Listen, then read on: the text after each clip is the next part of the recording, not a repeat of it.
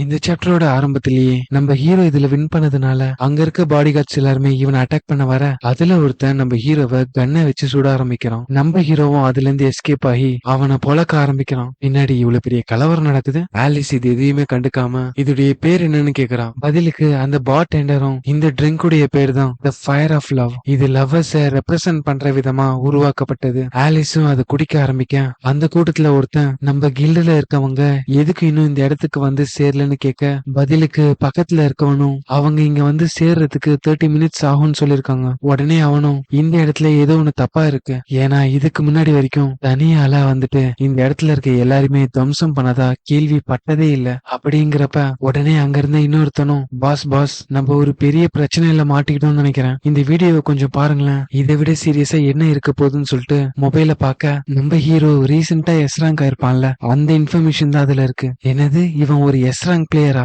அமெரிக்காலேயே மொத்தமா 20 S rank player தான் இருக்காங்க, ஆனா நான் இப்பதான் ஒரு எஸ் ரேங்க் பிளேயரை நேர்ல பாக்குறேன். இவன் மட்டும் இப்ப நினைச்சானா இந்த இடத்தையே டெஸ்ட்ராய் பண்ணிடுவான். எல்லாருமே சண்டை போடுறத நிறுத்துங்க அப்படின்னு சொல்லிட்டு ஹீரோ கிட்ட வந்துட்டேன், எங்க எல்லாரையுமே மன்னிச்சிருங்க, நீங்க யாருன்னு தெரியாம உங்க கூட மோதிட்டோம். உடனே ஹீரோ வந்துட்டு என்ன சடனா வந்து மன்னிப்பு கேக்குறீங்க, என்னுடைய ரேங்க் என்னன்னு தெரிஞ்சதுக்கு அப்புறம் தான் நீங்க பண்ணது தப்புன்னு உங்களுக்கு புரியுதா?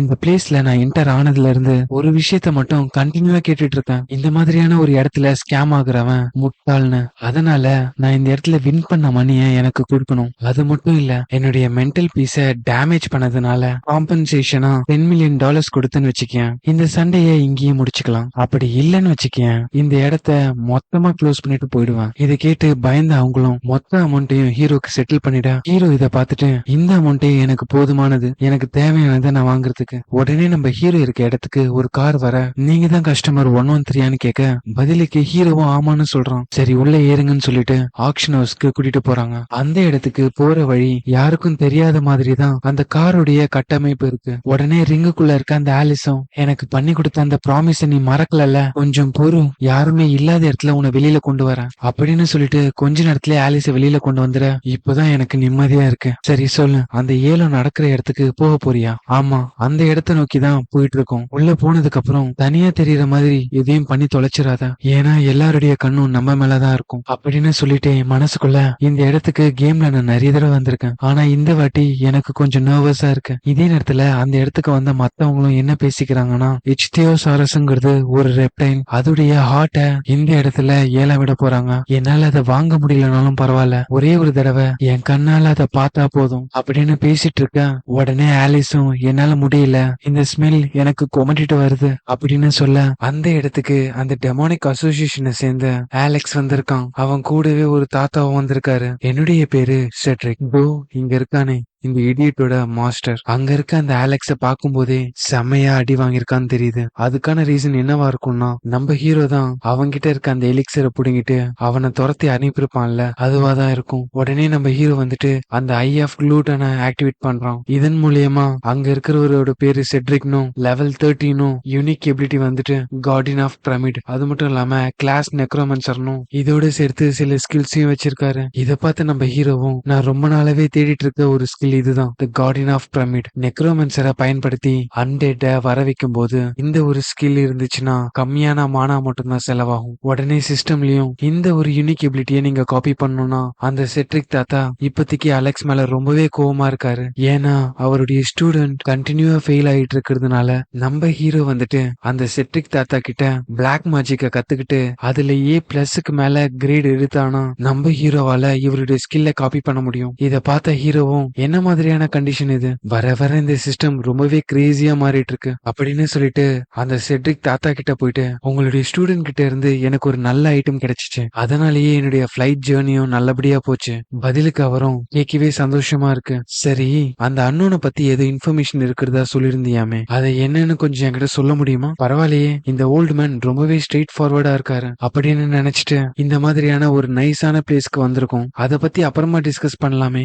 பதிலுக்கு அந்த செட்ரிக் செட்ரிக் தாத்தாவும் அப்புறம்லாம் கிடையாது, இந்த விஷயத்தை எவ்வளவு சீக்கிரம் முடிக்க முடியுமோ அவ்வளவு சீக்கிரத்துல முடிச்சாகணும். பதிலுக்கு நம்ம ஹீரோவும் அது என்னுடைய பிரச்சனை இல்லையேன்னு சொல்லிட்டு அங்கிருந்து போயிடுறான். உடனே ஆலெக்ஸும் அவனை பார்த்து கோவப்பட செட்ரிக்கும் இதை என்கிட்ட விட்டுரு நான் பாத்துக்கிறேன்னு சொல்றாரு. இத பார்த்து ஆலிஸும் அவங்க 2 பேரும் ரொம்ப அநாயங்கா இருக்காங்க, பேசாம அவங்கள நான் போட்டு தள்ளிடவா? பதிலுக்கு ஹீரோ வந்துட்டு அதெல்லாம் ஒன்னும் தேவையில்ல, நம்ம அதுக்காக இந்த இடத்துக்கு வரல, எனக்கு தேவைப்படுற சில யூஸ்ஃபுல்லான ஐட்டம்ஸ வாங்கிட்டு போக தான் நம்ம வந்திருக்கோம் அப்படின்னு சொல்ல அந்த இடத்துல ஏலமும் ஸ்டார்ட் பண்றாங்க. இந்த இடத்துல நாங்க ஃபர்ஸ்ட் ஐட்டமா லான்ச் பண்றது அரிசோனா ஸ்டேட்ல லேண்ட் ஆன ஒரு எரிக்கல். அது விழுந்ததுல இருந்து இப்போ வரைக்கும் மானாவை ரிலீஸ் பண்ணிட்டே இருக்கு. இதோடைய ஸ்டார்டிங் பிரைஸ் $1,00,000. உடனே மத்தவங்களும் 1.5 lakhs 2 lakhs சொல்லிட்டு பிரைஸ் அமௌண்ட்டை பெட் பண்ண உடனே ஹீரோ வந்துட்டு இந்த எரிக்கல்ல ஹேண்டில் பண்ற அளவுக்கு ஒரு பிளாக் ஸ்மித் இந்த இடத்துல கிடையாது, சோ இது சீப்பா கிடைக்கும் போதே வாங்கி போட்டுறணும்னு சொல்லிட்டு $3,00,000 பெட் பண்ண ஒரு வழியா ரொம்ப சீப்பாவே இது நமக்கு கிடைக்க போகுதுன்னு நினைக்க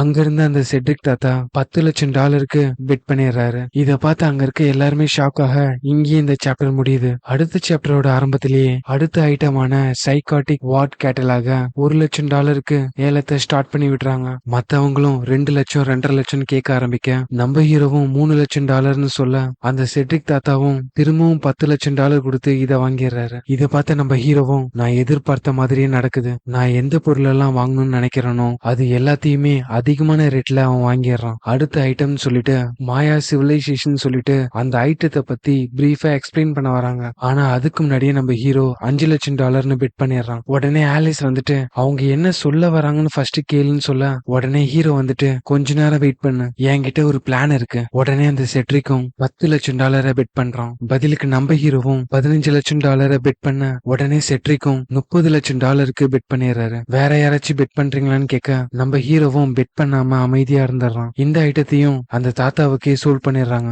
அதுக்கப்புறம் அடுத்துன்னு சொல்லிட்டு ஒரு ஐட்டமா வர எல்லா ஐட்டத்தையும் அந்த செட்ரிக்கே வாங்கிடுறாரு. உடனே ஆலெக்ஸ் வந்துட்டு மாஸ்டர் ஒரு சில ஐட்டமாச்சு நம்ம விட்டு கொடுத்துடலாமேன்னு கேட்க உடனே செட்ரிக்கும் பலார்னு ஒரு அடியை கொடுத்துட்டு அவனுக்கு தேவையான பொருளை நம்ம ஈஸியா கொடுத்துட்டோம்னா நம்ம சொல்றத அவன் எப்படி கேட்பான் அப்படின்னு சொல்லிட்டு மனசுக்குள்ள இதுல எனக்கு நிறைய லாஸ் ஆனாலும் என்கிட்ட நிறைய ஃபண்ட்ஸ் இருக்கு, அவன் என்னென்ன ஐட்டம்லாம் வேணும்னு நினைக்கிறானோ அதெல்லாம் நான் வாங்கிட்டு அதுக்கப்புறம் அதை அவங்கிட்டயே கொடுத்துட்டு அதுக்கு பதில் அன்னோனுடைய இன்ஃபர்மேஷனை வாங்கிடுவேன் அப்படின்னு நினைக்க இதே நேரத்துல அடுத்த ஐட்டமா ட்ரூ ஃபேன்ஸ் சொல்லக்கூடிய ஒரு செஸ் போர்டை இன்ட்ரோடியூஸ் பண்றாங்க. இதை பார்த்த மத்தவங்களும் காயினே இல்லாத செஸ் போர்டு வச்சுட்டு நாங்க என்ன பண்றது, இதுல மணியை போடுறதுக்கு பதிலா அந்த ரெப்டைலோட ஹார்ட்டுக்கு மணியை சேவ் பண்ணி வைப்போம் அப்படின்னு பேசிட்டு இருக்காங்க. ஹீரோ வந்துட்டு $50,000 அதுக்காக பெட் பண்றான். உடனே செட்ரிக்கும் $1,00,000 சொல்ல ஹீரோ 1.5 லட்சங்கிறான். பதிலுக்கு அவரும் 5 லட்சங்கிறாரு. நம்ம ஹீரோவும் 10 லட்சம் சொல்ல உடனே அவரும் 80 லட்சம் சொல்லிட உடனே நம்ம ஹீரோவும் அந்த கேசினோல சம்பாதிச்ச $1 கோடி பெட் பண்ணிடுறான். பதிலுக்கு அந்த தாத்தாவும் $3 கோடி பெட் பண்ணிடுறாரு. உடனே திரும்பி நம்ம ஹீரோவை பார்த்து ஸ்மைல் பண்ணிட்டு அப்போ உன்கிட்ட மொத்தமாவே $1 கோடி தான் இருக்கு, அது எல்லாத்தையுமே நீ இதுல பெட் பண்றனா இது எவ்வளவு இம்பார்ட்டன்ட்னு எனக்கு தெரியுது, உனக்கு இந்த ஐட்டம் வேணும்னா என் முன்னாடி மண்டி போட்டு என்கிட்ட கெஞ்சி கேளு. உடனே அங்க இருந்தவனும் $3 கோடி வேற யாராச்சும் பெட் பண்ண நினைக்கிறீங்களான்னு கேட்க இத பார்த்த நம்ம ஹீரோவும் அவங்கிட்ட இருக்க அந்த பணத்தை முடிஞ்ச அளவுக்கு நான் குறைச்சிட்டேன், இருந்தாலும் அவங்கிட்ட இன்னும் நிறைய பணம் இருக்கு, இதுக்கு வேற ஏதாச்சும் பிளான் தான் போடணும்னு யோசிக்க இந்த செஸ் போர்டு அந்த ஓல்டு மேனுக்கு சோல்வ் பண்ண போறோம்னு சொல்ல வர உடனே ஆலிஸ் எழுந்துட்டு 10 கோடிக்கு பெட் பண்ணிடுறான். உடனே அந்த ஓல்டு மேனும் அந்த செஸ் போர்டுக்கு போயிட்டு 10 கோடியா, அந்த சின்ன பொண்ணு என்னதான் நினைச்சிட்டு இருக்கா அவ மனசுல, இது வரைக்கும் 70 கோடிக்கு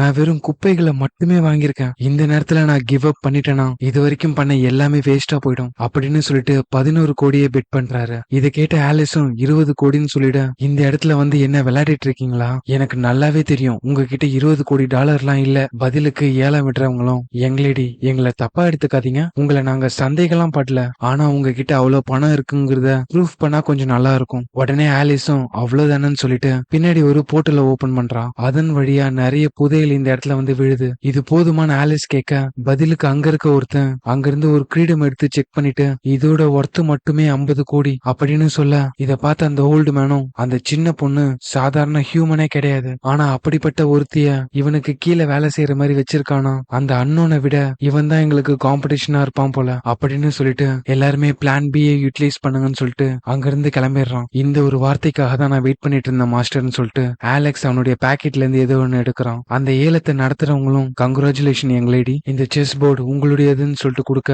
உடனே ஹீரோ வந்துட்டு ரொம்பவே நன்றி, ஆனா இதுக்கான அந்த பெட் அமௌண்ட் ரொம்பவே அதிகம் அப்படிங்கிறப்ப அவ வந்துட்டு என்னுடைய கஜானா ஃபுல்லா இருக்கிறதுனால நானே அதை எம்டி பண்ணணும் தான் நினைச்சேன். அது மட்டும் இல்லாம என்னுடைய கான்ட்ராக்டரை யாருமே கேவலமா பாக்குறது எனக்கு பிடிக்காது. அப்படிங்கிறப்போ ஹீரோக்கு பின்னாடி இருக்க இடம் வெடிக்க ஆரம்பிக்குது. அங்க இருந்தவங்களும் இந்த இடமே கொலாப்ஸ் ஆயிட்டு இருக்கு, எல்லாருமே இந்த இடத்துல இருந்து வெளியில போங்கன்னு சொல்ல ஒருத்தர் அடிச்சு தள்ளிட்டு வெளியில ஓடுறாங்க. அந்த இடத்துக்கு வந்த அலெக்ஸும் அவன் கையில இருக்க கத்திய வச்சு எல்லாரையுமே குத்திட்டு, அவ்வளவு அவசரமா எல்லாருமே எங்க ஓடுறீங்க, நீங்க எல்லாருமே என்னுடைய ப்ரீஷியஸான சாக்ரிஃபைஸ், என்னுடைய மெட்டீரியலா மாற போறீங்க அப்படின்னு சொல்லிட்டு அவனுடைய மானா ஃபர்னஸ்ன்னு சொல்லக்கூடிய ஒரு ஸ்கில்ல ஆக்டிவேட் பண்றான். அதுல இருந்து ஒரு விதமான சவுண்ட் வேவ் வர அதை யாரெல்லாம் கேக்குறாங்களோ என்னால இதுக்கு மேல தாங்க முடியல, என்னுடைய மண்டை வெடிக்கிற மாதிரி இருக்குன்னு கத்த ஆரம்பிக்கிறாங்க. உடனே அங்கிருந்து ஒரு சின்ன பையன் ப்ளீஸ் என்ன காப்பாத்துங்கன்னு சொல்லிட்டு தவழ்ந்துகிட்டே ஹீரோ கிட்ட வரான். உடனே ஹீரோ வந்துட்டு அவனுடைய மானா பவரை ரிலீஸ் பண்ணிட்டு உன்னுடைய லைனை நீ கிராஸ் பண்ணிட்டேன்னு சொல்ல இங்கேயே இந்த சாப்டர் முடியுது. அடுத்தடுத்த சாப்டர் பாக்குறதுக்கு